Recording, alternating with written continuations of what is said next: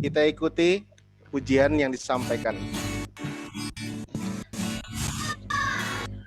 Siapkan hatiku Tuhan untuk dengar firman-Mu saat ini.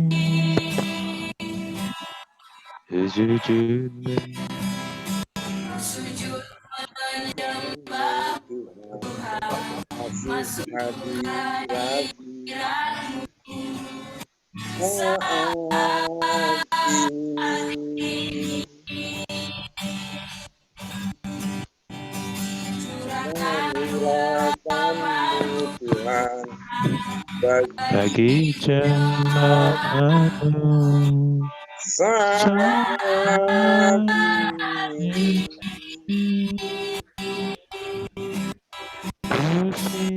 Siapkan hatiku Tuhan untuk berhati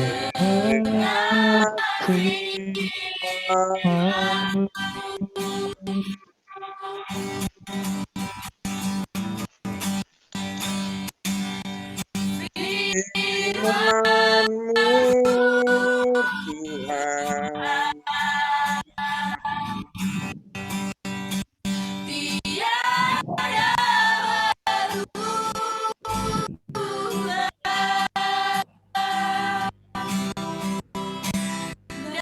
berubah dahulu sekarang selama-lamanya tiada berubah.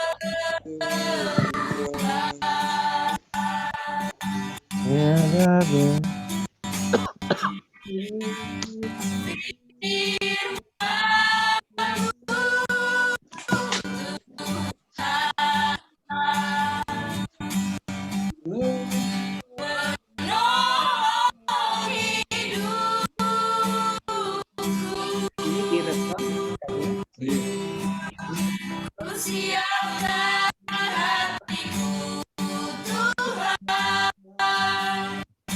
untuk dengar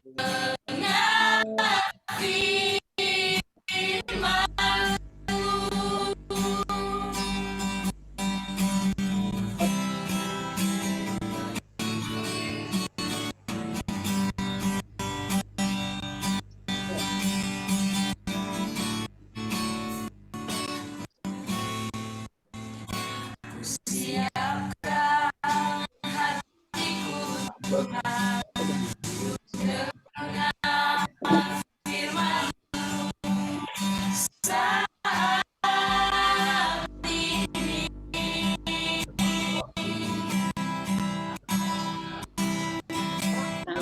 Sujud menyembah Tuhan, masuk hadirat-Mu saat ini.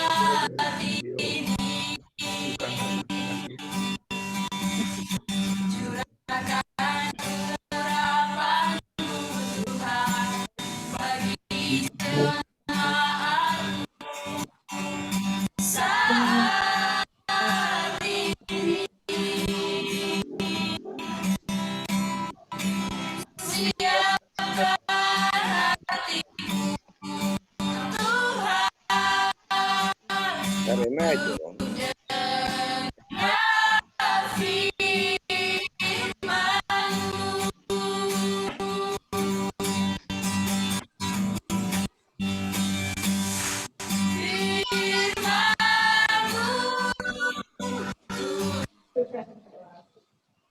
Bapak Ibu, mohon maaf sinyal di tempat saya kurang baik. Baik, langsung saja pada Bapak Pendeta Tambunan. Silakan Pak. Oh baik, baik kita berdoa terlebih dahulu. Baik, mari kita satu hati dalam doa Bapak Ibu Saudara sekalian. Bapa di surga, kami mengucap syukur dalam pertolongan Tuhan kami boleh bersama berkumpul lagi di dalam persekutuan Zoom GBI Salom.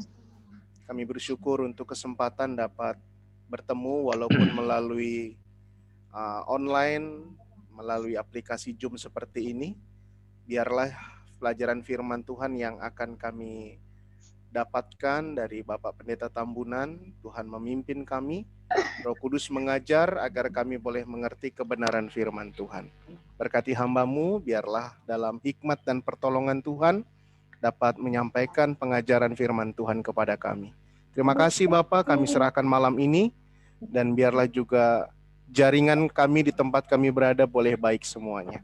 Ampunkan kami akan salah dan dosa kami, dalam nama Tuhan Yesus Kristus kami berdoa. Amin. Amin. Silakan Bapak Pendeta Tambunan. Selamat malam semuanya bagi kita. Selamat malam, Pak. Selamat malam, Pak. Baik, ini adalah Zoom kita yang keempat dari hostnya Pak Cahyo ya. Jadi judulnya belajar Alkitab. Alkitab adalah firman Allah yang berotoritas dalam hidup orang percaya.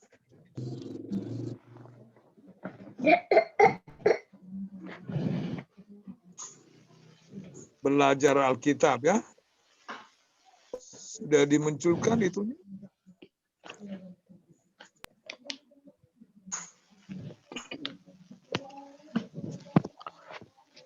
Baik, sudah saya munculkan, Pak. Baik. Ya. Saya akan lanjutkan, Pak ya. Oh ya. Jadi saya bacakan dan saya jelaskan sedikit. Alkitab adalah firman Allah yang berotoritas dalam hidup orang percaya. Berotoritas artinya mempunyai kekuasaan ya. Salah satu pokok di dalam kepercayaan orang baptis dalam baptis distinctive itu biblical authority, otoritas Alkitab. Artinya ya kepercayaan kita dan perilaku kita itu seturut dengan firman Tuhan.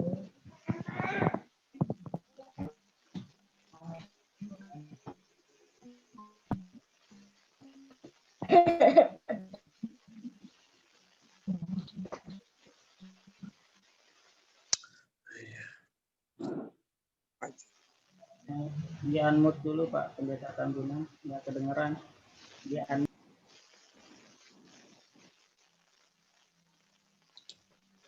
Di unmute dulu Pak Tambunan karena tidak terdengar suaranya Pak. Oke, sekarang sudah? Baik, sudah Pak, sudah kedengaran. Justru, oke sudah. Sudah Pak, sudah kedengaran. Baik, sorry ya. Alkitab adalah firman Allah yang berotoritas.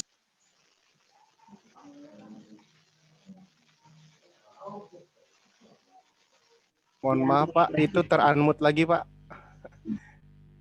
Termute lagi tadi Pak. Oke.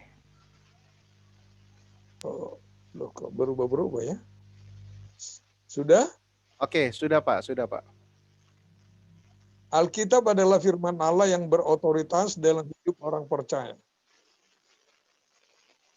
Dalam baptis distinctive kita, kepercayaan baptis, jadi yang pertama itu authority of the Bible ya. Jadi Alkitab yang berotoritas. Apa yang kita mau percayai mesti sesuai dengan Alkitab, dan apa yang kita mau lakukan seturut dengan firman Tuhan.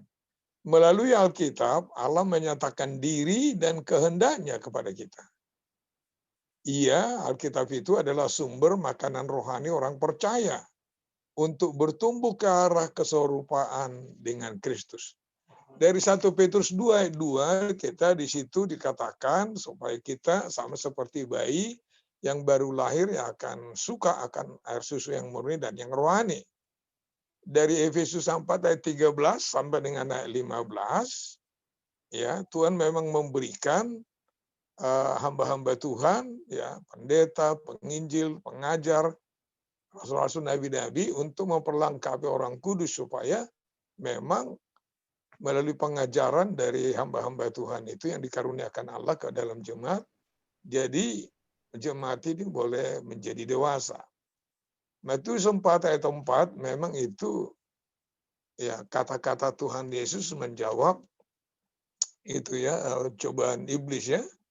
Manusia hidup bukan dari roti saja tapi dari setiap firman yang keluar dari mulut Allah. Saudara-saudara, itu sebabnya orang percaya perlu membaca Alkitab, merenungkannya, serta menaatinya dalam hidup sehari-hari. Sebagai tulisan yang diilhamkan Allah, Alkitab memiliki 4 manfaat. Saya kutip sebentar 2 Timotius 3 ya, 16 dan 17. Segala tulisan yang diilhamkan Allah memang bermanfaat untuk mengajar, untuk menyatakan kesalahan, untuk memperbaiki kelakuan dan mendidik orang dalam kebenaran. Ayat 17, dengan demikian tiap-tiap manusia kepunyaan Allah diperlengkapi untuk setiap perbuatan baik. Sebagai tulisan yang diilhamkan Allah, Alkitab memiliki 4 manfaat. Yang pertama, mengajarkan kebenaran tentang Allah dan karyanya, tentang manusia dan tentang dunia dan kehidupan kita dalam dunia. Bermanfaat untuk mengajar, jadi kita ambil doktrin dari Alkitab. Kedua, menyatakan kesalahan pengajaran yang tidak sesuai dengan kebenaran. Ketiga, memperbaiki kelakuan yang salah.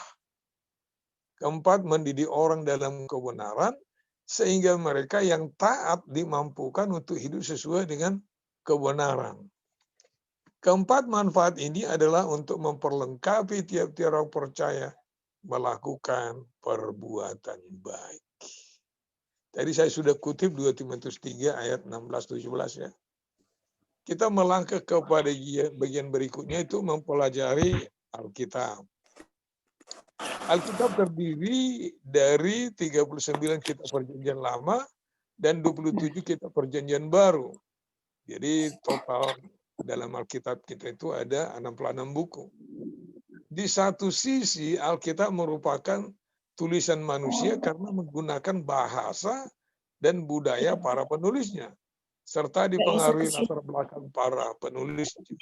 Di sisi lain, Alkitab merupakan tulisan Allah karena penulisnya menulis atas dorongan Roh Kudus. Oleh karena itu kita perlu memperhatikan hal berikut ketika kita mempelajari Alkitab. Baik dari 2 Korintus pasal 1 ayat 20-21, kalau saudara punya Alkitab boleh buka, saya akan kutip ya. Yang terutama harus kamu ketahui ialah bahwa nubuat-nubuat dalam kitab suci tidak boleh ditafsirkan menurut kehendak sendiri. Sebab tidak pernah nubuat dihasilkan oleh kehendak manusia, tetapi oleh dorongan Roh Kudus. Orang-orang berbicara atas nama Allah. Jadi segala tulisan yang diilhamkan Allah, ilham itu artinya dorongan Roh Kudus terhadap hamba-hamba Tuhan menuliskan firman Tuhan tanpa kesalahan, inerrancy. Jadi kalau Alkitab kita itu diilhamkan Allah, itu bimbing Roh Kudus, karena Roh Kudus membimbing sehingga tidak ada kesalahan. Teks dan konteks. Kita perlu mempelajari Alkitab sesuai dengan konteks sejarahnya, konteks ayatnya. Yang dimaksud dengan konteks itu ayat-ayat yang sebelum dan ayat-ayat sesudah. Hal ini penting karena Allah berbicara secara khusus dengan berita yang khusus kepada setiap orang pada zamannya. Itu sebabnya kita perlu mengetahui apa maksud Allah kepada pembaca semula sebelum menarik prinsip kebenaran untuk diterapkan pada pembaca masa kini. Saya baca ulang itu ya. Itu sebabnya kita perlu mengetahui apa maksud Allah kepada pembaca semula melalui hambanya yang menulis ya, sebelum menarik prinsip kebenaran untuk diterapkan pada pembaca masa kini. Contohnya, surat-surat Rasul Paulus ditulis untuk menanggapi kondisi atau permasalahan jemaat atau individu yang menerima surat tersebut. Jadi kalau surat Rasul Paulus ada yang ke jemaat ya, jemaat di Roma, jemaat di Korintus ya, jemaat-jemaat di Galatia, Filipi, Tesalonika dan sebagainya. Tetapi ada juga kepada individu ya. Timotius, Titus, Filemon, seperti itu ya. Contoh lain kitab nabi-nabi dalam perjanjian lama umumnya merupakan tanggapan Allah akan ketidaktaatan bangsa Israel. Untuk memahaminya dengan lebih jelas, kita perlu tahu latar belakang sejarah bangsa Israel seperti yang terdapat dalam kitab 1-2 Samuel, 1-2 Raja-Raja, 1-2 Tawari. Karena kitab-kitab ini termasuk kitab-kitab sejarah ya. Kita perlu mempelajari Alkitab sesuai gaya dan jenis penulisan teksnya. Contohnya, jika tulisan berbentuk puisi, ya, seperti Ayub, Mazmur, Amsal, Kidung-Gadung, Pengkhotbah ya, kita perlu mempelajari Alkitab sesuai gaya dan jenis penulisan teksnya. Contohnya, jika tulisan berbentuk puisi, baca dan pahami sebagai puisi. Jika tulisan berupa perumpamaan, baca dan pahami sebagai perumpamaan, dan seterusnya. Langkah ini menolong kita untuk mendapat pesan yang tepat sesuai maksud penulis. Sebagai satu kesatuan yang utuh, isi Alkitab tidak berdiri sendiri-sendiri. Artinya setiap bagian yang dipelajari harus dimengerti dalam konteks keseluruhan Alkitab secara utuh. Pemahaman satu ayat tidak bisa dilepaskan dari perikop atau pasalnya. Pemahaman satu perikop atau pasal tidak bisa dilepaskan dari kitabnya. Demikian seterusnya. Kemudian sikap hati, saudara-saudara. Karena Alkitab diilhamkan oleh Roh Kudus, 1 Petrus 1:21 tadi ya, maka kita perlu memiliki sikap hati yang benar ketika membacanya. Yaitu sikap hati terbuka untuk diajar oleh kebenaran firman Allah.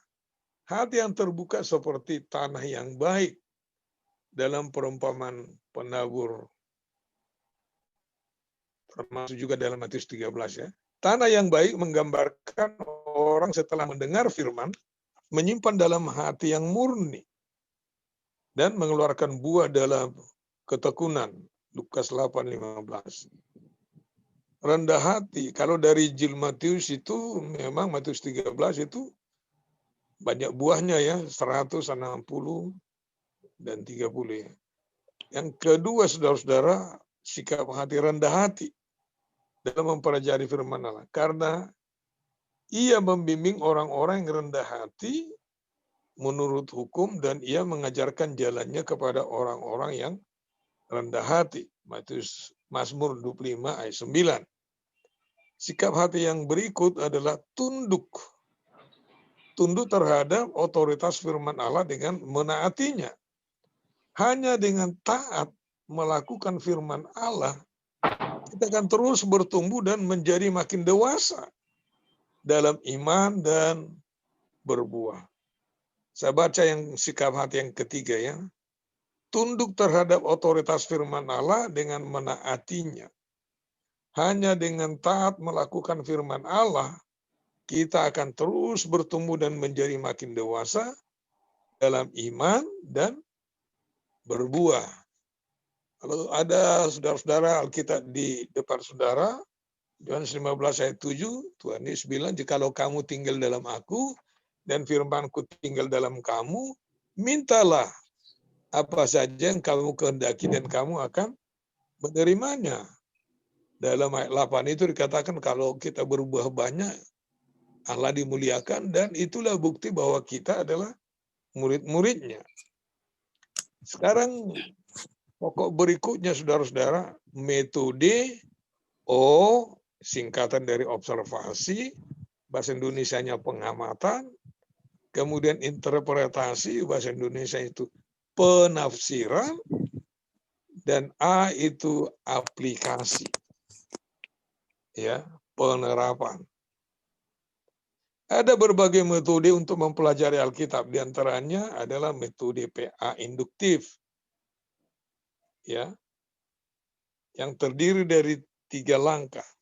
Metode induktif itu, saudara-saudara, mencari fakta-fakta dulu dari ayat yang diselidiki, baru mengambil kesimpulan. Itu metode induktif.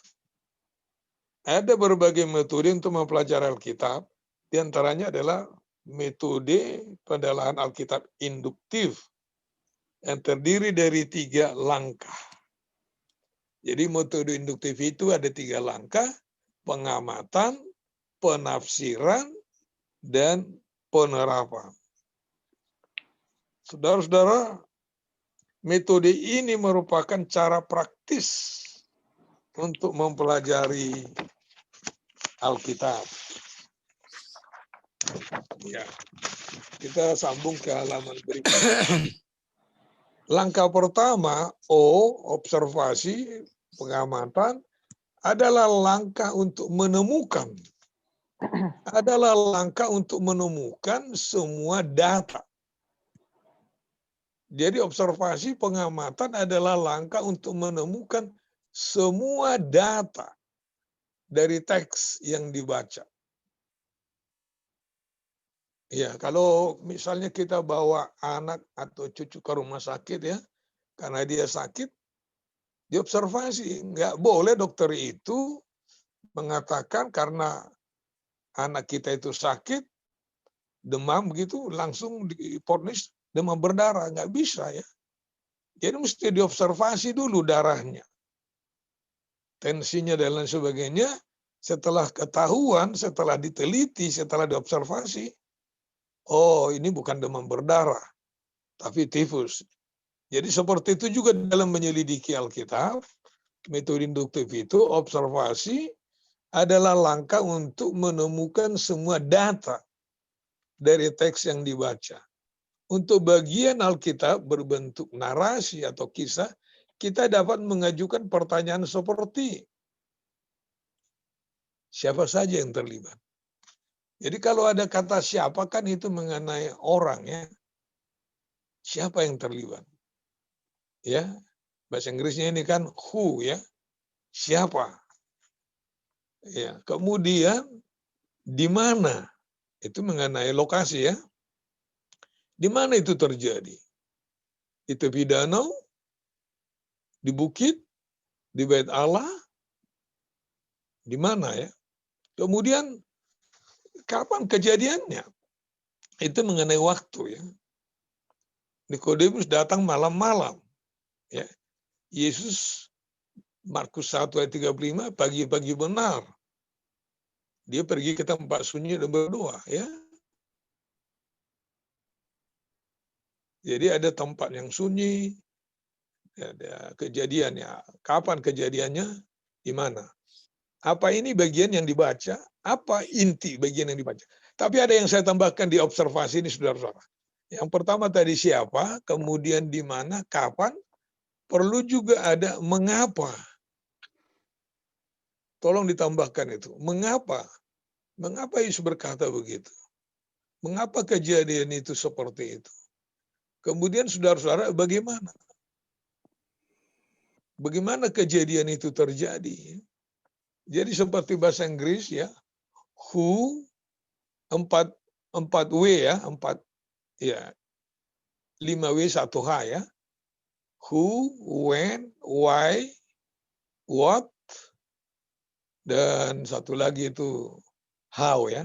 Jadi 4W 1H ya. Itu untuk mengobservasi kita perlu itu, saudara-saudara. Untuk mengobservasi kita perlu, saudara-saudara, untuk memasukkan 6 pertanyaan itu kalau bentuknya bentuk narasi. Apa kemudian apa inti bagian yang dibaca? Ya, apa pokok pikiran yang kita baca? Bagaimana dan mengapa hal itu terjadi? Bagaimana dan mengapa hal itu terjadi? Apa kesimpulan? Ya. Apa kesimpulan atau hasil akhir dari peristiwa yang terjadi? Ya, itu bagian langkah yang pertama, observasi atau pengamatan. Dan di dalam langkah pengamatan ini memang kita perlu ada pulpen, ada kertas, dan harus baca berkali-kali. Memang sebelumnya harus berdoa ya, minta pengertian dari Roh Kudus. Observasi itu makan waktu banyak. Kalau boleh kita membaca, yang akan kita observasi itu ya 5 kali, 10 kali, sampai 15 kali itu. Dan waktu kita paling banyak di situ. Kemudian langkah yang kedua, saudara-saudara, interpretasi. Bahasa Indonesianya itu penafsiran. Interpretasi adalah langkah untuk menemukan prinsip-prinsip kebenaran yang terkandung dalam bagian tersebut. Penafsiran adalah langkah untuk menemukan prinsip-prinsip kebenaran yang terkandung dalam bagian tersebut. Untuk sampai pada tafsiran yang benar, kita bisa mengajukan pertanyaan, apa pesan yang ingin disampaikan penulis kepada pembacanya? Atau saudara-saudara, apa arti menulis, apa arti si penulis, atau apa maksud si penulis untuk menyampaikan tulisan tersebut kepada pembacanya? Jadi bukan apa arti ayat itu menurut saya, menurut kita, tapi kita harus mencari apa arti, apa maksud dari si penulis menulis suratnya itu atau firman Tuhan itu. Itu langkah yang kedua, saudara-saudara. Kalau observasi benar, penafsiran bisa benar. Yang ketiga, saudara-saudara, A, aplikasi atau penerapan. Penerapan adalah langkah untuk menentukan penerapan praktis. Tolong di garis bawah itu praktis ya. Aplikasi atau penerapan adalah langkah untuk menentukan penerapan praktis dari apa yang telah dipelajari. Pada tahap ini, pada tahap aplikasi, penerapan, kita bisa mengajukan pertanyaan, bagaimana menerapkan prinsip kebenaran tersebut dalam hidupku saat ini? Ya, bagaimana menerapkan prinsip kebenaran? Karena kan kebenaran tadi sudah didapat di langkah kedua ya, setelah langkah pertama observasi. Bagaimana menerapkan prinsip kebenaran tersebut dalam hidup saya, dalam hidupku saat ini? Langkah-langkah konkret apa? Termasuk perhatikan kata itu konkret ya, tadi ada praktis ya. Langkah-langkah konkret apa yang akan saya ambil sebagai tanggapan ketaatan? Langkah-langkah konkret apa yang akan saya ambil sebagai respons ketaatan? Ya. Jadi yang ketiga itu kan penerapan itu ketaatan. Kita harus sampai pada tahap ini agar tujuan mempelajari Alkitab tercapai. Kita harus sampai pada tahap ini, tahap penerapan, agar tujuan mempelajari Alkitab tercapai, yaitu pertumbuhan iman. Ini tujuan ya, pertumbuhan iman, pembaharuan akal budi, perubahan tingkah laku, dan pembentukan karakter. Maaf ini kepada saudara-saudara yang tidak hadir, yang tidak mendengar khotbahnya Pak Craig kemarin pagi, saudara-saudara.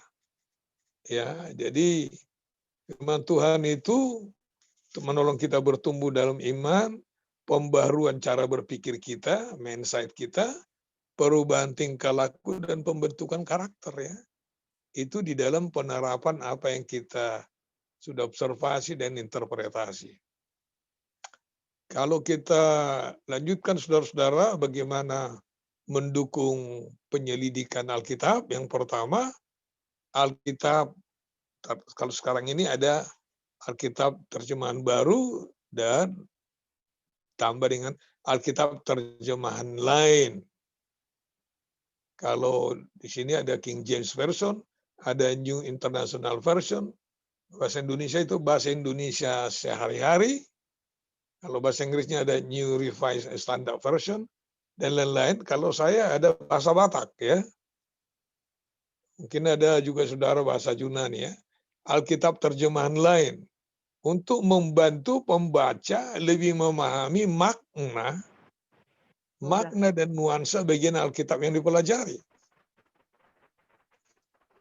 Yang kedua, saudara-saudara, alat pendukung untuk kita menyelidiki Alkitab, kamus Alkitab. Untuk mendapatkan makna atau pengertian dari kata-kata, nama-nama, kebiasaan, tempat dalam Alkitab. Ya. Makna pengertian dari kata-kata.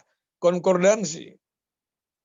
Yang ketiga itu yang penting juga konkordansi untuk mencari ayat-ayat tertentu bila kita hanya mengingat satu kata atau dua kata kunci ayat tersebut. Katakanlah misalnya darah. Ya kan ada darah domba, ada darah Kristus ya. Jadi kalau kita ada konkordansi boleh cari sebanyak-banyaknya di situ ya.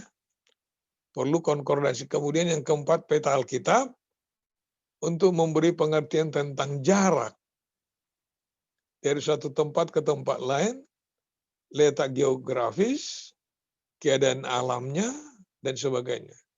Katakanlah misalnya jemaat di Makedonia, ada di situ jemaat Filipi, mereka mengumpulkan sumbangan dan Epafroditus dikirim ke Roma, ke penjara. Itu jaraknya jauh pada zaman itu kan kapal laut ya. Bisa bulanan. Jadi perlu juga memang peta Alkitab. Kemudian yang terakhir. Ini penting kita perhatikan. Jangan baru baca Alkitab, mau mengajar atau mau berkhotbah, langsung pergi ke tafsiran Alkitab. Jangan ya.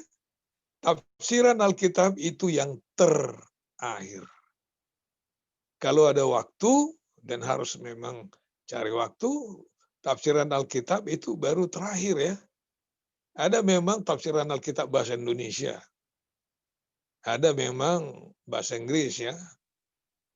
Tafsiran Alkitab untuk mengetahui pendapat orang lain, tentu orang lain itu para ahli ya, tentang isi suatu kitab. Dan kita juga hati-hati untuk membaca tafsiran ya. Siapa penulis tafsiran itu?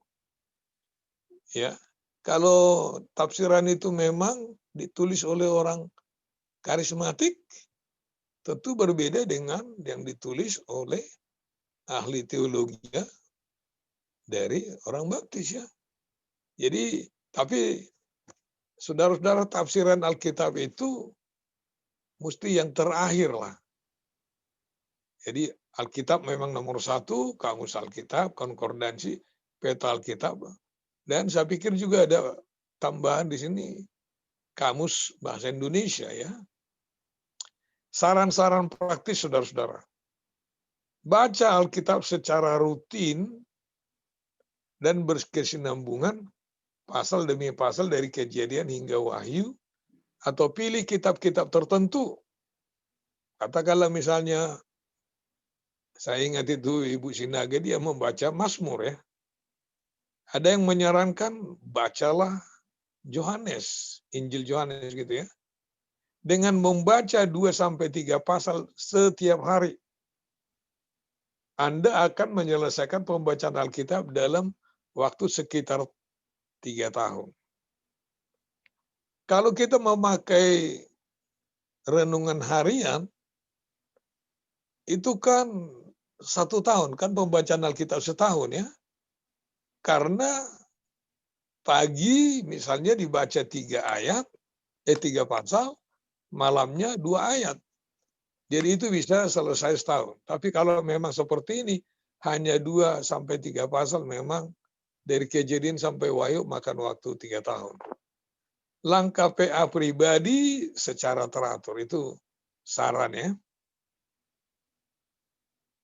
mengadakan PA pribadi secara teratur, sediakan waktu 2 sampai 3 jam tiap minggu untuk itu. Iya, sediakan waktu.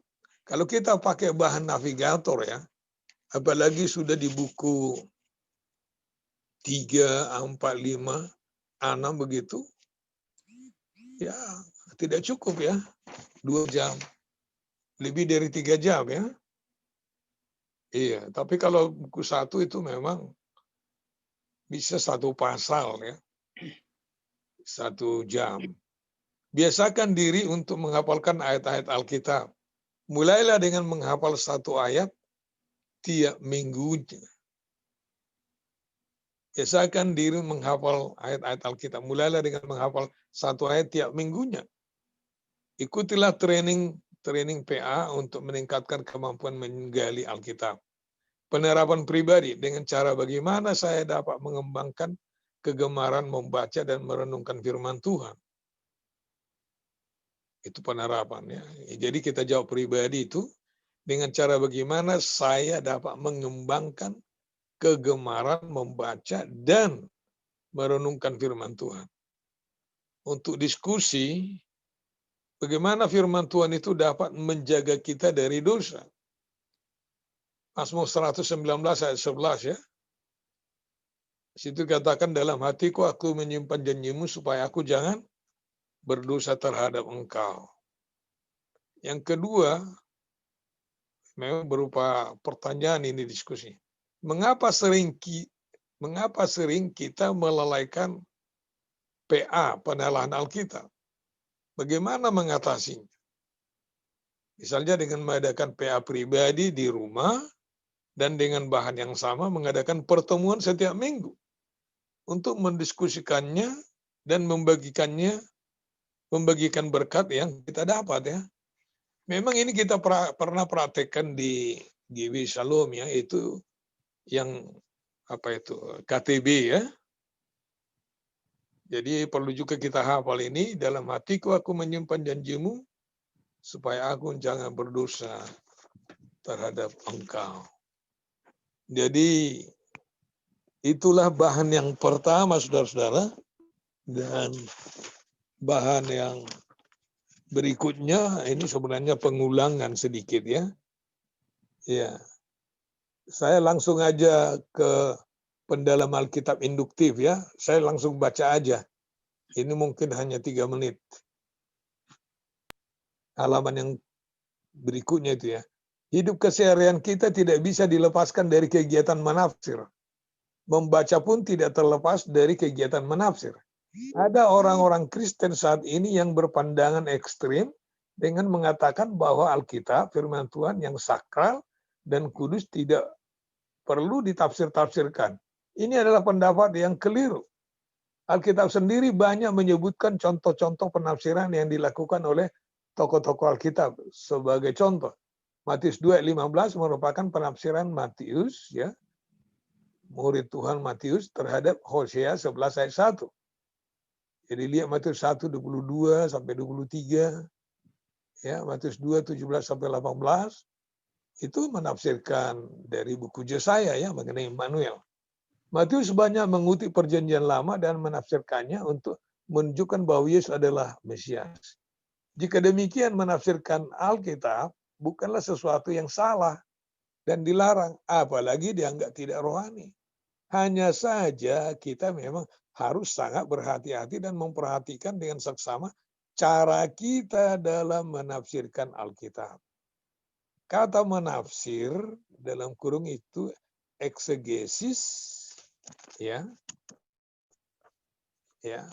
berasal dari kata Yunani exegeomai, yang secara harafiah berarti membawa keluar, to lead out. Dari sini kita dapat melihat bahwa dalam menafsir Alkitab kita harus berupaya untuk menggali. Ya, kalau dari lembaran pertama tadi itu kan menyelidiki ya, untuk menggali, sudah digali, menemukan, kemudian mengeluarkan berita atau kesan yang disampaikan sendiri oleh Alkitab. Metode ini disebut metode penafsiran induktif atau sering disebut dengan pendalaman Alkitab induktif. Saya yakin saudara-saudara kalau seperti Pendeta Craig berkhotbah di tempat kita atau di tempat lain, pasti dia memakai metode induktif ya. Jadi ada observasi, interpretasi, penerapan. Berbeda dengan metode induktif, lawannya adalah metode deduktif. Metode deduktif itu ya kesimpulan lebih dulu baru mencari fakta-fakta mendukung kesimpulan itu. Biasanya khotbah deduktif itu adalah khotbah pokok ya. Jadi misalnya khotbah pokok keselamatan itu adalah anugerah. Dicarilah ayat pendukungnya. Katakanlah Efesus 2, 8-9, Roma pasal 3 ayat 24 ya. Titus 3 ayat 5. Jadi ayat-ayat itu mendukung aja, itu deduktif, saudara-saudara. Mungkin deduktif itu bagus juga kalau misalnya anggota jemaat itu masih agak baru ya. Kita memulai jemaat, jadi supaya jemaat itu tidak terlalu pusing ya. Jadi mungkin memakai deduktif. Jadi ambil dulu kesimpulan, katakanlah contohnya keselamatan anugerah, baru cari ayat-ayat yang mendukung. Tetapi kalau kita memakai induktif, biasanya itu khotbah kita itu seperti ekspositori ya. Saudara-saudara, sebentar kita akan tutup ya. Oke, berbeda dengan metode induktif, lawannya adalah metode deduktif. Metode deduktif adalah cara penafsiran memasukkan ide atau gagasan pribadi atau pandangan penafsiran yang berkembang ke dalam teks Alkitab. Satu prinsip penting dalam menafsir Alkitab yang harus kita pegang teguh diberikan oleh Rasul Petrus, yaitu yang terutama harus kamu ketahui ialah bahwa nubuat-nubuat dalam kitab suci tidak boleh ditafsirkan menurut kehendak sendiri. Jangan menafsirkan Alkitab menurut selera kita sendiri. Jangan menafsirkan Alkitab menurut kemauan kita sendiri. Jadi harus diobservasi. Catatan. Kata menyelidiki, anakrino dalam bagian lain diterjemahkan dengan kata memeriksa, ya, menilai, dan mengkritik. Kata ini memberi kesan bahwa orang-orang Berea dari Kisah Rasul 17 ayat 11 itu ya, tidak mau begitu saja menerima pengajaran disampaikan para rasul. Itu deduktif. Sebelum apa yang disampaikan itu sesuai, sepadan, dan dikatakan sendiri oleh kitab suci. Metode induktif. Pertanyaan, coba cermati metode-metode khotbah atau penggalian Alkitab yang banyak disukai orang dan diserbu massa. Apakah memakai metode induktif atau deduktif? Jelaskan. Coba cermati kondisi gereja-gereja dan persekutuan Kristen dalam tren zaman saat ini. Cara-cara apa yang banyak dilakukan untuk meningkatkan jumlah anggota jemaat atau anggota persekutuan?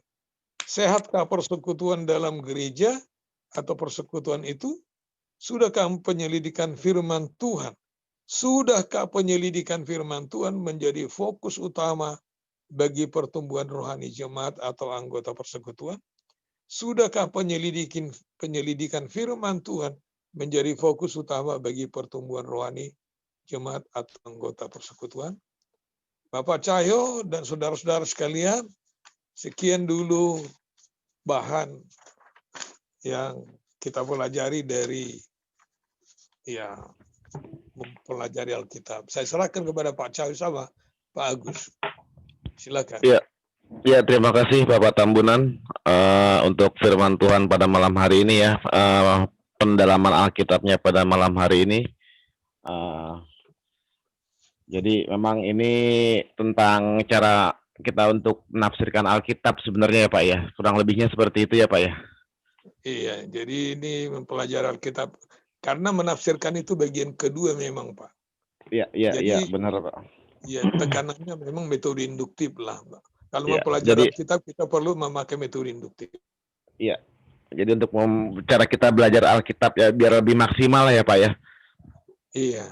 Betul ya. Oke, jadi terima kasih Pak Tambunan. Ini ada beberapa pertanyaan. Jadi sebelum saya masuk ke dalam pertanyaan, saya juga coba menginfokan lebih dahulu kembali bahwa Zoom kita malam hari ini direkam dan masuk ke dalam YouTube. Jadi untuk teman-teman yang mungkin bukan di dalam GBI Shalom, bisa dibuka di YouTube, tinggal diketik Zoom GBI Shalom. Itu bisa juga buat pelajaran teman-teman semua di jemaatnya masing-masing. Kalau untuk buat pelajaran itu kita rekam semua, ada di YouTube. Dan tapi ini saya juga mau info, saya mohon maaf, saya juga sangat menyesali Zoom kita terakhir yang kemarin itu tidak bisa kita rekam karena ada terjadi sedikit masalah teknis, makanya saya belum bisa masukkan ke YouTube. Mungkin itu kita nggak dapat ininya, saya sangat menyesalkan sekali. Sebenarnya itu bagus kemarin juga untuk ini, tapi memang mungkin ada kesalahan teknis sehingga tidak terekam, cuman terekam hanya 15 menit waktu itu. Jadi saya mohon maaf, semoga yang malam ini terekam dengan baik supaya kita suatu saat atau kapanpun bisa terus menikmati pelajaran-pelajaran dari Bapak Pendeta Tambunan gitu ya. Oke, saya kembalikan langsung ke pertanyaan saja. Pertanyaan pertama, coba cermati metode-metode khotbah atau penggalian Alkitab yang banyak disukai orang dan diserbu massa. Apakah memakai metode induktif atau deduktif? Jadi kalau menurut saya pertanyaan ini agak berat ya. Jadi boleh saya langsung ke Pak Tumbor. Pak Tumbor yang memang kebetulan juga full timer GBI Shalom bisa menjawab pertanyaan ini, Pak Tumbor. Silakan dengan Bapak Tumbor. Di unmute dulu Bapak Tumbor. Ya, udah kedengaran? Oh iya, bagus sekali Pak Tumbor. Silakan Pak Tumbor. Ya baik, terima kasih untuk kesempatan yang diberikan kepada saya. Jadi kalau jawaban saya, yang banyak disukai itu adalah metode induktif, itu ya, karena ya salah satu contoh lah seperti yang kita dengarkan dari Bapak Pendeta Craig kemarin, ya sangat diberkati dengan menggunakan metode induktif itu. Jadi penggaliannya dalam, penjelasannya juga bagus, terutama penerapan juga jemaat dapat mengerti apa yang disampaikan. Itu saja dari saya, Pak. Oke, Bapak Tumbor, terima kasih untuk ini. Mungkin ada yang mau menanggapi atau kita coba satu lagi, apakah benar memang menurut teman-teman metode induktif yang memang sering memang paling digemari? Saya kasih kesempatan sama Bapak Fernando ya. Bapak Fernando coba tolong tanggapi Bapak Fernando.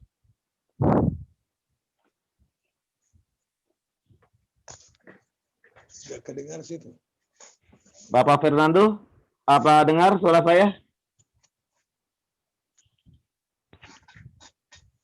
Bapak Fernando? Ya, silakan Bapak Fernando. Jangan Bisa tanya ditanggap. ke saya, tanya yang saya masih belajar, jadi masih kalau bisa yang lebih pengalaman lagi, misalnya Yandri yang di luar daerah, gitu. Jadi saya bisa dan kita bisa dengar semua, begitu Mas Bro. Oke. Kalau memang belum ada tanggapannya, mungkin Bapak Eko lah, dedengkotnya Gereja Shalom juga nih. Bapak Eko, monggo Bapak Eko, ada tanggapannya Bapak Eko?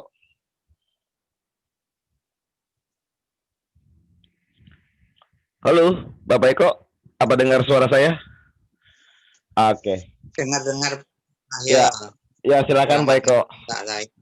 Ya. Terima kasih untuk kesempatan ya. Kalau menurut saya sih memang metode induktif yang favorit banyak orang gitu Pak Zahir.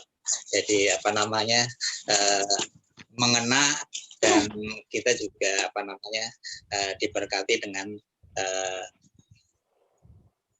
khotbahnya biasanya begitu. Biasanya itu dalam dan berkualitas. Begitu Pak Cahyo. Oke, terima kasih Pak Eko. Oke. Apakah ada yang mau menanggapi? Ada yang mau menanggapi? Mungkin ada yang berlawanan gitu. Oh, kalau menurut saya metode deduktif karena alasannya begini-begini. Mungkin ada yang mau menanggapi sebelum saya maju lagi ke pertanyaan kedua. Saya hitung sampai 5. Kalau ada yang mau menanggapi, monggo di unmute langsung bicara. 1, 2, 3, 4, 5. Oke, jadi kalau menurut teman-teman metode induktif ya karena lebih disukai, lebih kompeten lah ininya ya. Kalau menurut jawab nanti untuk tanggapannya kita kembalikan ke Bapak Pendeta Tambunan. Untuk pertanyaan nomor 2. Bro, tar dulu. Pak Mohon Setio. didengarkan. Tar dulu. Ya, siapa nih, Pak? Fernando. Ya. Kalau bisa tanya yang dari luar daerah dulu. Bro, jadi ini udah disusun. Gue udah susun. Teman-teman yang mau nanya udah gue tanyain juga. Nanti ada mereka semua dapat kok, bro. Oke, bro. Gitu ya. Iya. Jadi udah gua namanya udah gua iniin semua. Nanti ada pertanyaan-pertanyaan udah gue siapin orang-orangnya yang akan gue kasih pertanyaan gitu ya Bapak Fernando ya. Jadi kalau memang ada di luar dari yang saya rencanakan bisa langsung menanggapi. Silahkan monggo langsung di unmute. Saya kasih kesempatan gitu ya. Oke, pertanyaan kedua saya masuk. Kalau nggak ada tanggapan di pertanyaan pertama dari teman-teman yang lain. Coba cermati kondisi gereja-gereja dan persekutuan-persekutuan Kristen dalam tren zaman saat ini. Cara-cara apa yang banyak dilakukan untuk meningkatkan jumlah anggota jemaat atau anggota persekutuan? Sehatkah persekutuan dalam gereja atau persekutuan itu? Sudahkah penyelidikan firman Tuhan menjadi fokus utama bagi pertumbuhan rohani jemaat atau anggota? Jadi di sini sebenarnya ada dua pertanyaan ya. Gereja-gereja zaman sekarang ini yang sering yang lagi tren-tren gitu ya, itu dalam meningkatkan jumlah anggota jemaat, apa cara-cara yang dilakukan? Itu pertanyaan pertama. Pertanyaan kedua, sudahkah cara-cara itu melakukan penyelidikan firman Tuhan? Itu sepertinya seperti itu inti dari pertanyaannya. Jadi sudahkah penyelidikan firman Tuhan menjadi fokus utama bagi pertumbuhan rohani atau jemaat atau anggota persekutuan-persekutuan yang tadi itu? Untuk menanggapi ini, saya mau kasih kesempatan buat teman-teman kita yang tadi menurut Bapak Fernando memang berkecimpung di dalam bidangnya. Coba saya kasih ke Bapak Pance Simatupang. Bapak Pance, apa kabar? Gimana Pak Pance? Tadi ini pertanyaan saya Pak Pance, apa bisa dimengerti? Medan. Ya, Bapak Pance Medan. Sehat. Apa bisa ditanggapi pertanyaannya Pak Pance? Kurang jelas tadi pertanyaannya, Pak. Oke. Pertanyaannya adalah coba cermati kondisi gereja-gereja atau persekutuan-persekutuan Kristen dalam tren zaman saat ini. Cara-cara apa yang banyak dilakukan untuk meningkatkan jumlah anggota jemaat atau anggota persekutuan? Sehatkah persekutuan dalam gereja atau persekutuan itu? Sudahkah penyelidikan firman Tuhan menjadi fokus utama bagi pertumbuhan rohani jemaat atau anggota persekutuan? Ya, seperti itu Pak Pance. Apa bisa ditanggapi? Bisa, Pak, bisa. Ya, monggo Pak, silahkan. Kalau menurut saya, gereja-gereja sekarang ini mereka pakai seperti komsel begitu, Pak. Oke. Ada sebutkan dulu kepanjangan komsel itu apa? Pance. Jadi coba, kelompok kecil. Oke. Iya. Halo? Cermati kondisi. Ya, lanjut Pak. Ada apa lagi?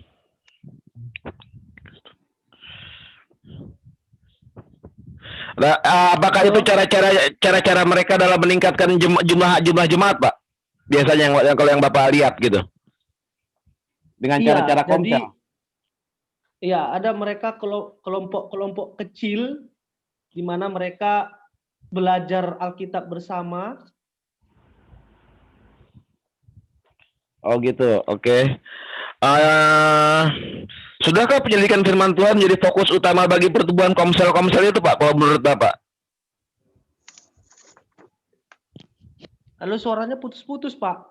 Oke, putus-putus ya. Oke, terima kasih. Kalau enggak itu tanggapannya Bapak Pance. Coba kita langsung aja. Terima kasih Bapak Pance ya. Coba kita langsung masuk ke Bapak Evan, mungkin lebih ini. Kalau untuk yang pertanyaan kedua ini, Bapak Evan, silakan. Gimana Pak Evan trennya di sini Pak Evan? Ya, kalau menurut saya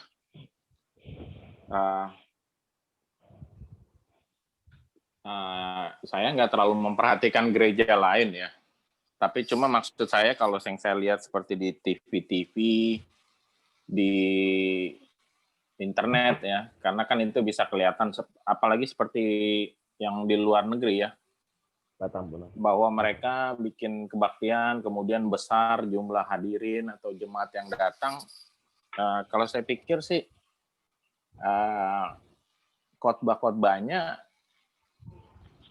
kebanyakan mengenakan telinga ya, atau membuat orang yang mendengar itu terlena, atau misalnya kita bisa simpulkan seperti teologi kemakmuran.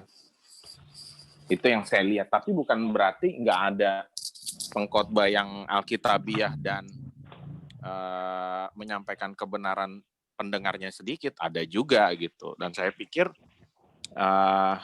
mereka yang memang gerejanya besar dan menyampaikan kebenaran, yaitu pendalaman firman Tuhan dari si pendeta atau si pengkhotbah yang menyampaikan firman Tuhannya itu memang benar-benar mempelajari dengan dalam, dengan baik, dan saya pikir juga dibarengi dengan kehidupannya ya, artinya bukan hanya bisa mempelajari firman Tuhan atau mendalami firman Tuhan dan menyampaikannya dengan cara yang sangat baik, dan itu akhirnya menjadi daya tarik bagi jemaat yang mendengar, tetapi juga saya pikir penyampaian firman Tuhan dibarengi dengan kehidupan dari si pengkhotbah itu yang memang hidupnya sesuai dengan yang dia khotbahkan gitu. Jadi kalau bicara mengenai pada umumnya, dan kalau itu bukan misalnya gereja baptis, itu kalau menurut tafsiran saya, itu banyak orang suka dengar ya seperti khotbah teologi kemakmuran, ikut Yesus sehat, ikut Yesus kaya, ikut Yesus sukses, dan lain sebagainya. Dan itu kan bikin telinga orang terlena ya, atau senang orang dengar yang begitu-begitu. Tapi kalau memang kalau pernah juga dengarkan firman Tuhan disampaikan oleh pendeta Stephen Tong yang memang mempelajari, saya yakin pelajari firman Tuhan yang memang bagus, dalam, kemudian juga dia menyampaikan kebenaran, bahkan mengkritisi hal-hal yang negatif dari pemerintah juga, dan dia berani. Ya saya pikir ya dia benar-benar belajar firman Tuhan, dan juga memang hidupnya berkenan kepada Tuhan. Artinya dia khotbah tapi hidupnya juga sesuai dengan yang dia khotbahi gitu. Jadi itu yang saya lihat dari mengenai gereja-gereja zaman sekarang ya, atau persekutuan-persekutuan. Ya intinya kalau memang mau menggali firman Tuhan, yaitu kembali juga sih sebenarnya itu kembali ke pengkhotbahnya ya. Dia menggali, dia mendalami firman Tuhan, tapi cara penyampaiannya juga membosankan atau misalnya tidak menarik, saya pikir juga yang mendengarkan nggak begitu senang juga ya lihat pengkhotbah gitu ya. Makanya kan kadang-kadang kita sering mendengar ada istilah pengkhotbah favorit. Artinya ketika memang dia menyampaikan firman Tuhan, kebenaran disampaikan, ada humornya, suaranya juga naik turun, dia tidak tidak matanya kepada mimbar terus, tapi juga dia menguasai pendengar, kemudian dia juga dinamis, punya ilustrasi, menarik. Saya pikir orang senang dengar pengkhotbah seperti itu gitu. Oke. Jadi seperti pengkhotbah itu seperti seharusnya punya paket komplit. Artinya dia jago menggali firman Tuhan, menyampaikannya juga benar dan hidupnya juga sesuai dengan khotbahnya. Itu dari saya. Itu aja. Terima kasih. Iya, oke. Makasih Pak Tambunan. Jadi kalau menurut Bapak Evan, kondisi saat ini, tren zaman saat ini juga banyak gereja-gereja yang dalam meningkatkan jumlah anggota jemaatnya itu dengan cara-cara dikasih khotbah-khotbah yang enak-enak, kayak teori kemakmuran yang seperti itu ya modelnya Pak Evan ya? Ya, itu. Intinya seperti itu ya? Bukan baptis ya yang saya Iya, oke. Jadi itu kan tren saat ini mungkin bukan di luar kita malah ya, yang lagi tren saat ini ya. Mungkin juga banyak juga kalau menurut saya ada beberapa pengkhotbah juga yang mengandalkannya malah lebih banyaknya ke penyembuhan. Saya sering itu atau mujizat gitu kan ya. Yang memang juga di tempat itu biasanya porsi kesaksian lebih banyak daripada porsi firman Tuhan. Makanya orang senang dengar tuh kesaksian-kesaksian yang memang sembuh, kemudian dipulihkan bisnisnya dari kebangkrutan, seperti itu biasanya. Makasih. Ya, jadi memang juga yang memang saya lihat juga memang yang kalau udah bicara soal mujizat atau yang berhal-hal supranatural atau yang bermain-main dengan roh, itu kebanyakan orang seneng ya. Biasanya seperti itu gitu ya. Iya. Oke. Jadi itulah kesimpulan dari Bapak Evan. Mungkin terakhir. Ini kan mungkin tren di Jakarta dengan tren di daerah beda ya. Jadi makanya saya coba sudah saya di blok-blokan ini pertanyaan buat khusus memang buat biasanya saya tunjukkan kepada para pendeta-pendeta muda nih. Yang terakhir nih ya. Ini kan tadi kan Pance di Medan, Evan di Jakarta. Dengan Bapak Yandri gimana Bapak Yandri? Kalau di daerah sana gimana tuh Pak? Tren di sana itu kayak gimana Pak? Dalam meningkatkan jemaatnya tuh cara-cara mereka seperti apa Pak? Bapak Yandri bisa dengar suara saya? Halo. Iya, oke. Ya, memang itu yang seperti yang dikatakan oleh Pak Evan, dan khusus untuk memang di daerah memang berbeda Pak. Berbeda dengan bagaimana pendeta atau dan lain sebagainya berhubungan dengan gereja, penambahan jiwa dan lain sebagainya. Memang pada intinya khusus saya berbicara tentang daerah saya. Lebih banyak lebih banyak melihat ke kebiasaan, tradisi dan hal-hal yang terdapat dalamnya, bahkan banyak intimidasi dari saudara-saudara kita yang tidak sama dengan kita dalam hal ini gerejanya, sehingga didukung lagi dengan tingkat pengertian yang jauh pengertian yang sangat rendah, sehingga itu saya langsung saja pada penerapan kebenaran yang sesungguhnya justru itu perlu banyak untuk mereka bisa dapat lebih banyak belajar lagi. Tapi yang menjadi persoalan adalah waktu yang mereka sediakan juga bisa, karena sering diganggu dan sering mereka mengingat kembali dan mereka berpatokan pada kebiasaan yang sudah tertanam dari sejak awalnya, sehingga itu susah untuk mereka lepaskan. Ya, yang nyatanya yaitu kalau orang tuanya sudah diberi anak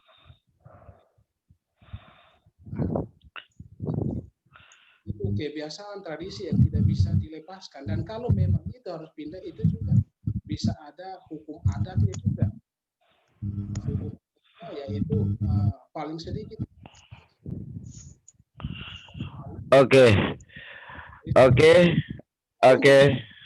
Pendalaman firman Tuhan, Pak. Untuk firman Tuhan memang rata-rata seperti juga yang dibilang oleh Pak Evans ya.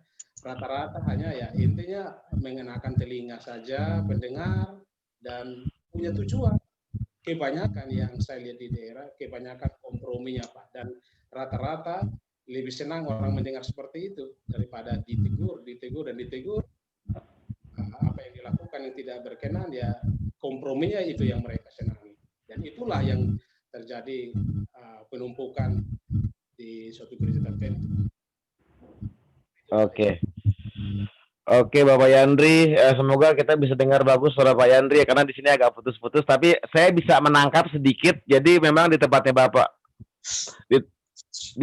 di tempatnya Bapak Yandri itu yang masih digunakan itu kebiasaan-kebiasaan atau tradisi-tradisi ya. Ya. Gitu ya Pak Yandri ya, dan itu yang memang susah untuk diinin, makanya banyak teman-teman di sana itu yang akhirnya berkompromi gitu ya. Makanya karena faktor kompromi itu mereka jadi diminati seperti itu ya Pak Yandri ya. Betul sekali ya. Oke Bapak Yandri. Oke, sebelum saya kembalikan ke Bapak Pendeta Tambunan, sebenarnya tadi saya juga udah di sini ada nama Bapak Sahala Solin sih ya, Bapak Sahala Solin itu salah satu pendeta juga, cuma saya agak lupa di mana. Bandung, di Bandung. Bandung ya. Iya, Kopo. Ya, jadi ini kalau tadi saya coba untuk komunikasi dengan Bapak Sahala agak susah. Semoga dengar, kalau emang dengar kita langsung coba sekali lagi ini ke Bapak Sahala, mungkin tangganya. Bapak Sahala, monggo kalau Bapak dengar.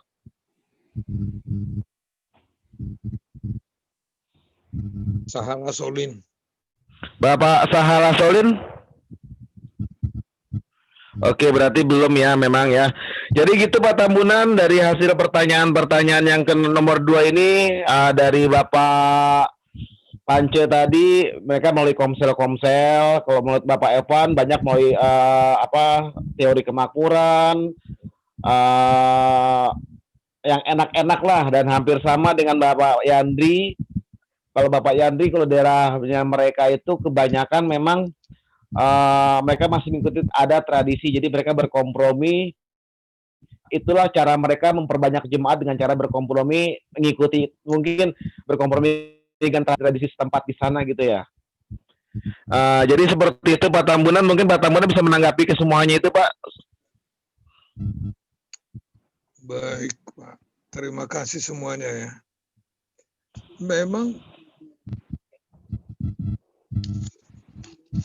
Memang ini Pak ya, judul pelajaran kita ini kan belajar Alkitab, dan pelajaran yang pertama itu kan menekankan metode ya, metode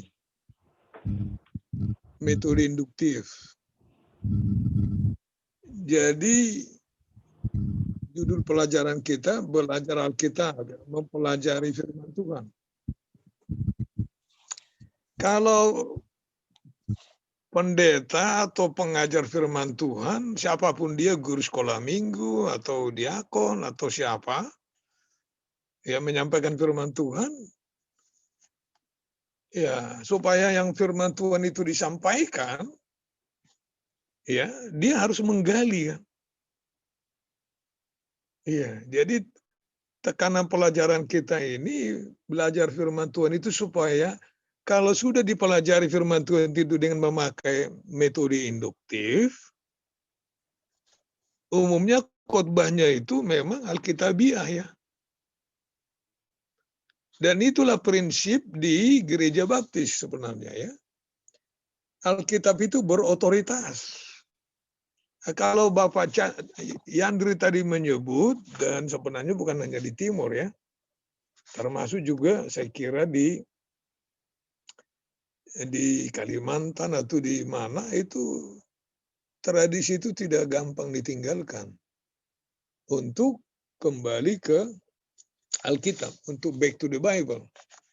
Itu sebabnya di dalam baptis distinktif ya, kepercayaan baptis yang nomor 1 itu biblical authority, otoritas Alkitab. Saya asli HKBP. Ketika Pendeta Mayo dulu mengatakan bahwa HKBP itu busuk gitu ya, wah saya tersinggung ya. Tapi kenapa saya kalah ya? Karena Pendeta Mayo selalu bilang, menurut Alkitab bagaimana? Menurut Alkitab bagaimana? What the Bible say. Saya pun, saya kira Bapak Cahyo dan kawan-kawan sering juga saya bicara di balik mimbar mengatakan, kalau ini pendapat saya, boleh tidak diterima. Tapi kalau ini firman Tuhan, sebaiknya jangan ditolak.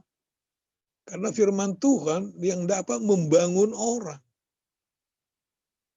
Ya, di dalam Kisah Rasul pasal 20, ayatnya 32, Rasul Paulus waktu perpisahan dengan penatua-penatua di Efesus, ya, dia mengatakan, ya, aku menyerahkan kamu kepada Tuhan dan kepada firman kasih karunia-Nya yang berkuasa membangun kamu dan menganugerahkan kepada kamu bagian yang ditentukan bagi semua orang yang telah dikuduskan. Jadi keyakinan saya, Pak, kalau firman Tuhan disampaikan, itu akan membangun jemaat.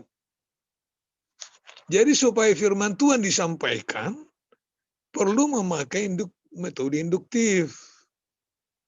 Observasi dulu, selidiki dulu. Waktu mengobservasi itu kan, apa yang saya lihat di sini? Apa yang saya lihat di ayat atau perikop yang sedang saya pelajari. Kita pakai mata di situ. Itulah sebabnya perlu ada siapa yang terlibat. Apa yang terjadi? Mengapa terjadi begitu? Bagaimana itu terjadi? Kapan itu terjadi? Bagaimana itu terjadi? 4W, 1H itu ya. Siapa, apa, mengapa, kapan, di mana, bagaimana. Ya. Jadi, itu pelajaran kita pada malam hari ini. Dan berkali-kali saya bilang itu, apalagi hari Rabu sering saya bilang itu, kalau sudah selesai khotbah, ya, cobalah, ya. Kalau baru kemarin Bapak Craig bilang dia mempersiapkan khotbah di tempat kita itu 1 minggu. Saya udah tanya istrinya, bagaimana Bapak Craig itu mempersiapkan khotbahnya, bagaimana caranya? Dia tidak bisa, saya tidak bisa ke kamar belajarnya sampai dia keluar minta kopi atau mau makan. Jadi berarti dia banyak konsentrasi menggali firman Tuhan dan berdoa. Supaya firman Tuhan disampaikan. Yang repot, Pak, kita bilang ini firman Tuhan, taunya firman kita. Yang repot, kita bilang ini firman Tuhan, tetapi selalu bilang, saya pikir.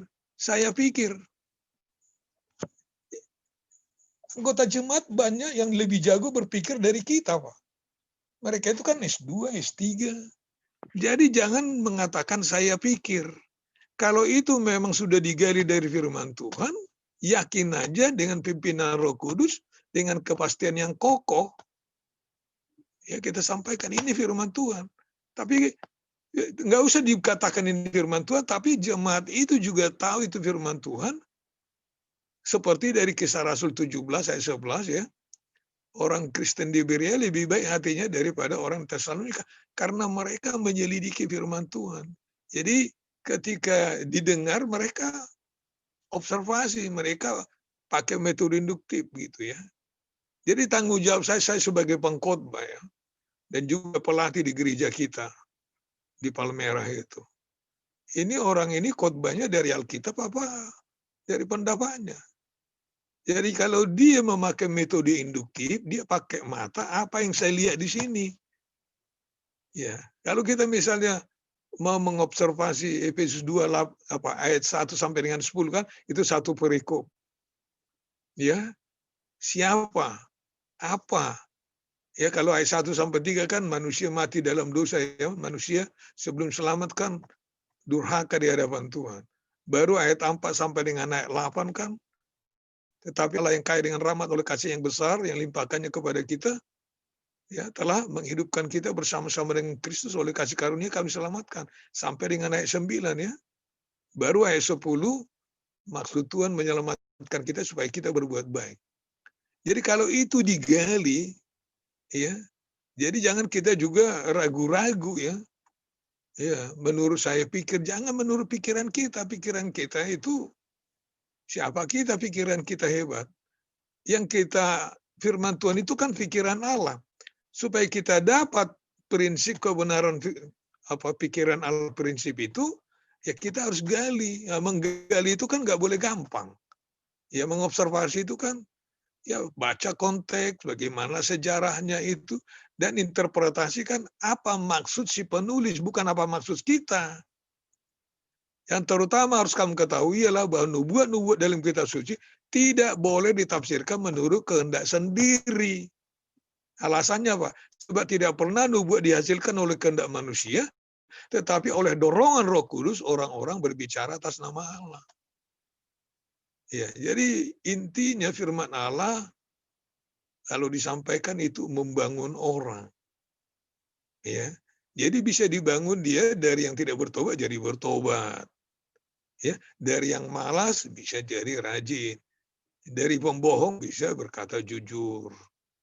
Ya, jadi kalau kembali ke pertanyaan tadi Pak mengenai soal tren itu, saya pikir memang kalau Evan menyinggung doktrin kemakmuran, sering juga mereka mengambil dari Yohanes 10 ayat 10b itu Pak ya. Memang konteksnya kan Yesus bilang dia pokok anggur yang benar. Yohanes 10 ayat 10 itu ya. Dia mengatakan ya pencuri datang hanya untuk mencuri dan membunuh dan membinasakan. Aku datang, Tuhan Yesus datang, supaya mereka mempunyai hidup dan mempunyainya dalam segala kelimpahan. Biasanya gereja yang karismatik, yang teologi kemakmuran, ambil ayat ini ya. Jadi Tuhan Yesus ya datang supaya memberi mereka mempunyai hidup. Mereka di sini kan domba-dombanya itu, dan mempunyai dalam segala kelimpahan. Kita tidak pernah membaca doa-doa di dalam Alkitab supaya orang yang didoakan itu kaya. Tolong diselidiki dari Kejadian sampai dengan Wahyu, sebenarnya umumnya doa-doa itu supaya orang ingat kepada Tuhan ya. Ya, tapi kita tahu dari firman Tuhan. Dulu aku muda, sekarang sudah menjadi tua, tidak pernah kulihat orang benar ditinggalkan atau anak cucunya meminta roti. Tiap-tiap hari dia memberikan belas kasihan, dan anak cucunya tiap-tiap hari dia memberi belas kasihan dan memberi pinjaman, dan anak cucunya menjadi berkat. Kisah Matius 6 ayat 33, tetapi carilah dahulu kerajaan Allah dan kebenarannya, maka semuanya akan ditambahkan. Dan di dalam Matius pasal 2 Bapa kami itu kan, berikanlah kami makanan kami berlimpah. Tuhanku akan memenuhi segala apa? Keperluanmu, bukan keinginanmu. Ya. Jadi seperti disinggung Evan dan juga diaminkan sama Pak Yandri, memang tren mengajak orang datang karena memang juga umumnya orang kan menderita, susah, tertekan. Ya munculkanlah khotbah-khotbah. Jadi kan umumnya seperti ini khotbah deduktif. Saya memang singgung juga tadi, kalau misalnya kita memulai jemaat, mungkin juga khotbah kita itu khotbah ayat atau khotbah pokok, supaya karena baru selamat jadi belum terlalu dalam, tetapi kebenaran bisa ditangkap. Tapi kalau jemaat itu sudah mulai agak berkembang, baiknya itu memang khotbahnya itu ekspositori ya.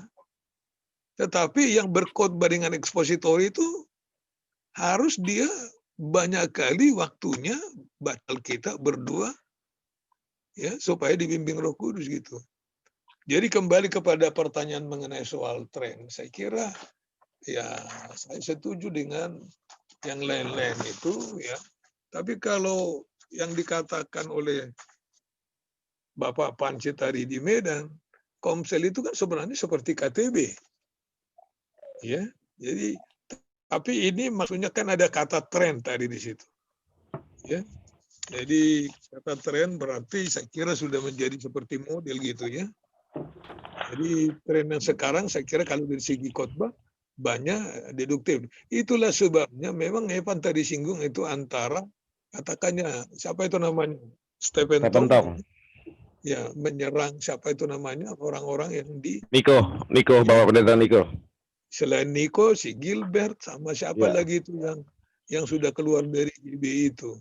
Karena umumnya mereka memang banyak yang hadir, tetapi di gereja haleluya nggak lama jadi haleluya gitu kan. Jadi kita harus bertahan bahwa kita memang harus alkitabiah. Supaya alkitabiah khotbah kita harus memang tekun memakai metode induktif. Jadi ada juga Pak, cantik mengumpulkan banyak orang. Saya pernah dengar itu di Tangerang.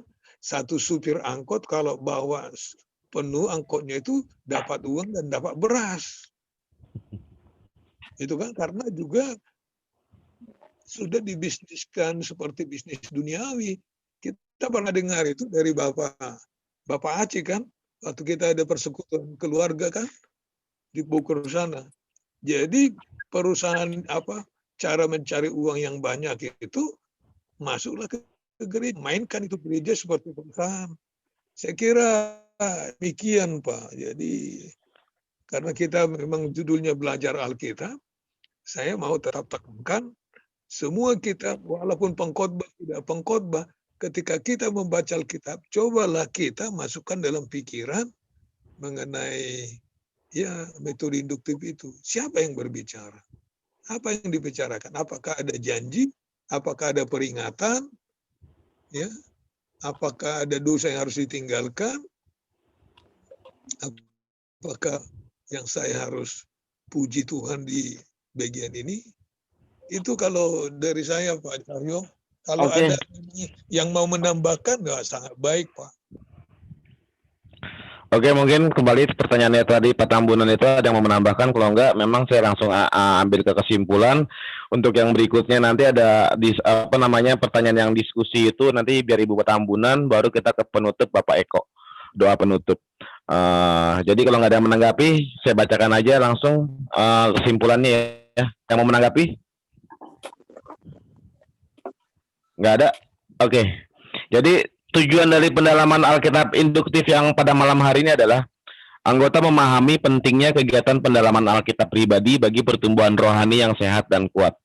Jadi itu inti dari tujuan dari kita belajar pada malam tema kita pada malam hari ini ya. Tujuan keduanya supaya anggota juga dapat membedakan arti pendalaman Alkitab secara induktif dengan pendalaman Alkitab secara deduktif. Jadi tadi juga sudah diterangkan oleh Bapak Pendeta Tambunan gimana yang induktif dan gimana yang deduktif. Karena memang pada saat ini juga banyak gereja-gereja itu yang seperti dibilang Bapak Pendeta Tambunan tadi yang mungkin berorientasinya lebih pada ke bisnis atau segala macam gimana caranya menarik orang banyak. Jadi memang kita sebagai jemaat disarankan oleh Bapak Pendeta kita supaya kita juga berhati-hati. Caranya berhati-hati kita bisa melihat khotbah-khotbahnya mereka memakai cara induktif atau deduktif. Begitu kira-kira Pak Tambunan ya. Baik. Jadi kita bisa diperlengkapi, kita bisa menilai sendiri nantinya. Ini mungkin salah satu dari pendalaman Alkitab pada malam hari ini. Dan yang ketiga, di Berea itu Pak. Seperti jemaat di Berea menyelidiki. Oke.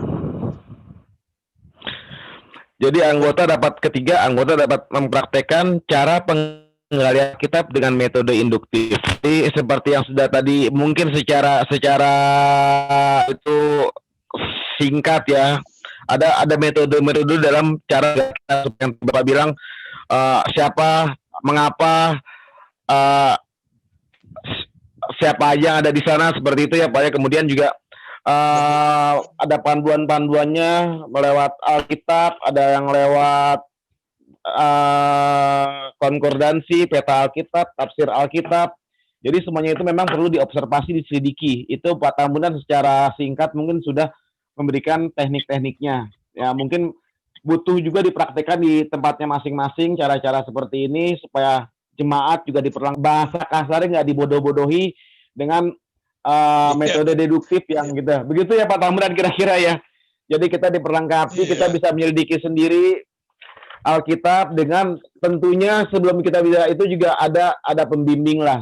Intinya seperti itu juga Pak Tambunan ya, sebelum kita mulai masuk-masuk ke hal-hal yang Kalau berat. orang Pak Cahyo, kalau orang lain bilang komsel, kita baiknya memang ada kelompok kecil atau KTB, Pak. Betul, ya. Iya, karena dengan adanya itu kan, di situ kita bisa sharing, bisa mendalami gitu. PA Iya. kan pendalaman Alkitab. Betul. Jadi salah satu contoh di sini juga Zoom kita malam hari ini adalah KTB. Tapi memang dengan model yang seperti ini semoga kita juga diperlengkapi juga, ada manfaatnya gitu ya Pak ya. Jadi memang sebenarnya dalam kondisi seperti ini kita bisa pakai media ini untuk kita ber-KTB atau kalau bahasanya tadi Bapak Panca komsel itu hampir sama sebenarnya kalau menurut saya. Cuman bahasanya aja. Cuman memang kita lebih kepada belajar Alkitabnya gitu ya Pak ya. Oke, mungkin begitu intinya. Semoga teman-teman semuanya bisa baca ulang terberkati. Ya. Nanti Amin. coba nanti lagi kalau memang masih ada yang kurang mengerti, kurang ini bisa nanti kita nonton di YouTube. Semoga rekaman kita hari ini berhasil sukses. Nanti saya tampilkan di YouTube. Bisa dilihat lagi, tinggal ketik Zoom GBI Shalom. Syukur-syukur Zoom GBI Shalom itu bisa jadi viral. Kalau viral, kita dapat duit, saya sumbangin semuanya ke Gereja Baptis Independen Shalom. Gitu ya. Bisa. Oke, jadi ini bukan buat kepelajari, kalau viral pun itu semua nanti buat GBI Shalom.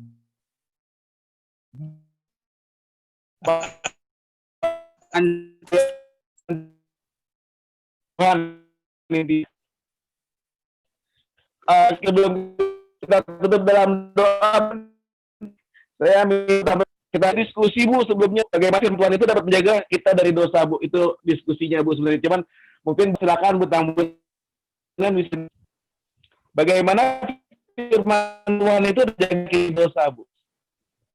Iya. Ada Mas sebelah aku menyimpan janji supaya aku kan. Iya, jadi makanya kita dibagi renungan harian terus Di unmute.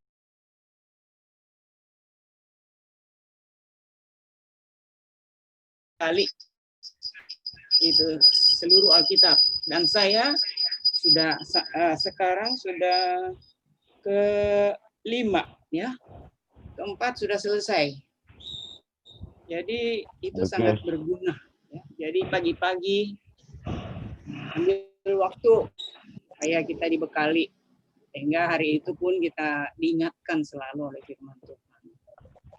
Jadi saya kira itulah pentingnya ya, membaca, merenungkan firman Tuhan. Memang selain belajar Alkitab, makanya kita ada juga bimbingan ya melalui bahan-bahan navigators itu ya, buku 1, buku 2, buku 3 itu juga sangat menolong. Jadi kalau yang belum belajar, berilah waktu ya. Nanti ada yang siap untuk menolong. Ya itu saja. Oke, terima kasih Bu Tambunan. Jadi ada pertanyaan kedua. Ya, terima kasih Bu Tambunan, bagus. Terima kasih Bu Tambunan untuk ini jawabannya. Amin. Sebenarnya ada kedua juga, mengapa sering kita melalaikan pendalaman Alkitab, bagaimana mengatasinya, misalnya dengan mengadakan tiap pribadi di rumah dengan bahan yang sama, mengadakan pertemuan setiap minggu dan diskusikannya. Jadi itu kembalikan saya membaca 3 kali selesai ya, masih banyak lupa. Oh iya. Oke Bapak, ya memang ini gunanya kita juga berzoom ya Pak ya, kita saling menguatkan Pak ya. Oke, sebelum kita tutup ya, sudah jam 9 lewat. Pertanyaan terakhir itu nanti dijawab masing-masing pribadi sendiri-sendiri aja. Mengapa sering kita melalaikan pendalaman Alkitab? Bagaimana mengatasinya? Misalnya dengan mengadakan PA pribadi di rumah dan dengan bahan yang sama mengadakan pertemuan setiap minggu untuk mendiskusikannya. dan membagikan berkat yang didapat. Itu kita jawab masing-masing aja ya. Ayat hafalan untuk hari ini. Dalam hatiku aku menyimpan janjimu supaya aku jangan berdosa terhadap engkau. Mazmur 119 ayat 11. Pendeta terima kasih penjelasan untuk firman. Bagaimana Pak Karmono?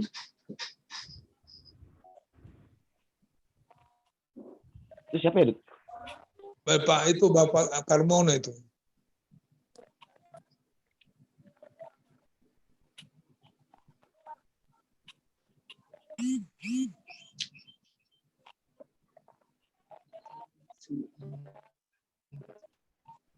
Yo, itu Pak Karmo bertanya, tolong fasilitasi dulu. Mungkin ada pertanyaan buat Bapak. Tidak bertanya. Terima kasih penjelasan cukup jelas dari cukup jelas. Saya baru datang dari rumah sakit malam-malam. Terima kasih. Terima kasih Pak Karmono.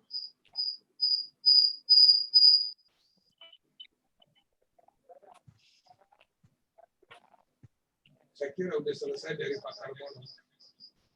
Nggak kedengaran suara saya.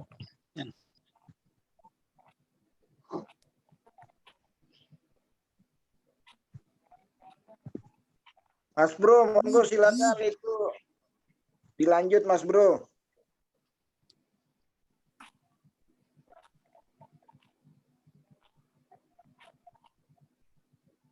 Mas Bro, Di-unmute. Ini ada Pak Danang. Iya, betul. Kenapa tuh?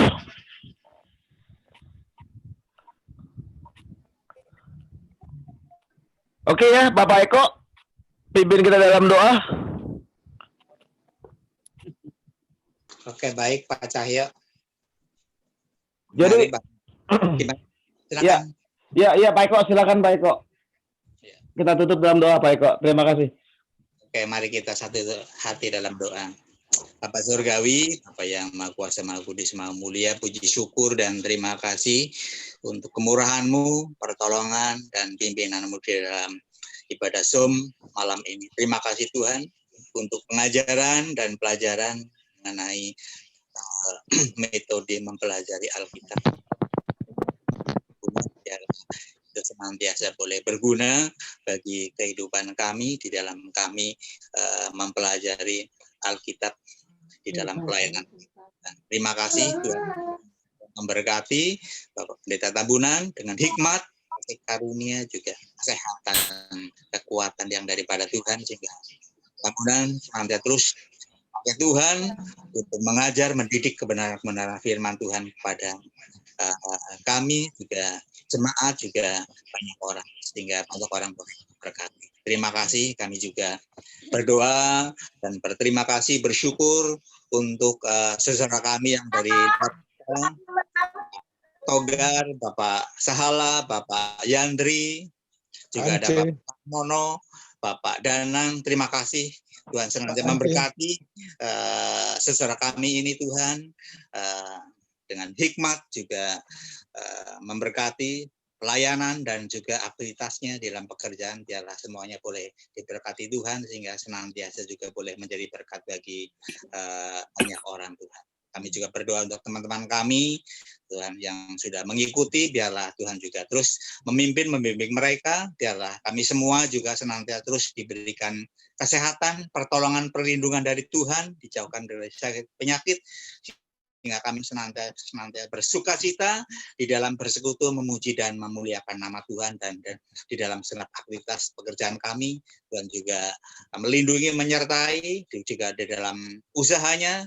Tuhan juga menyertai, memimpin, membimbing, sehingga segala sesuatu yang kami lakukan senantiasa juga boleh Tuhan memberkati, sehingga kami penuh pertolongan perlindungan Tuhan, melakukan segala sesuatu yang senantiasa berkenan kepada Tuhan. Kami juga senantiasa berdoa Tuhan untuk Pak Ramos, Tuhan juga terus menghibur, memberkati, dan juga terus memberikan kesehatan yang terbaik, kondisi yang prima, sehingga Bapak Ramos juga pada masa-masa mendatang boleh kembali dimampukan untuk beraktivitas seperti sedia kala. Terima kasih Tuhan Yesus, kami menyerahkan semua dalam tangan-Mu, kami mengaku dosa dan kesalahan kami. Demi Kristus Tuhan, kami sudah berdoa dan mengucap syukur.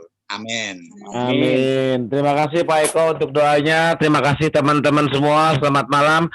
Jadi pengumuman sebelum saya ini